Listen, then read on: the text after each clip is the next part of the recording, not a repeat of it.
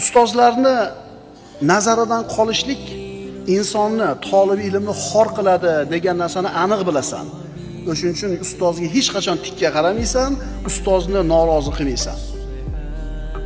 Aniq bilasan, hunar o'rgatgan usta, ilm o'rgatgan ustoz ki senga bir narsa o'rgatdi u odam, foydali, yaxshi narsa o'rgatdi. Uni muhabbatini qozansang, u sendan rozi bo'lsa, seni ko'rganda ko'zi, qalbi quvonadigan bo'lsagina undan o'rgangan narsangdan baraka topasan. Shuni aniq bilganliging uchun seni irodang quvvatli bo'ladi, uni rozi qilishlikka, uni xursand qilishlikka.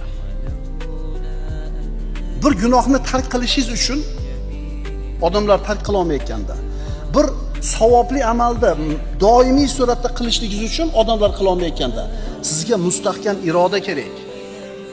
Mustahkam iroda qachon bo'lar ekan? Ana shu narsa haqida ilmingiz aniq bo'lsa. Agar ilming ziyoda bo'lsa, ana shu narsa haqida irodang ham kuchli bo'ladi.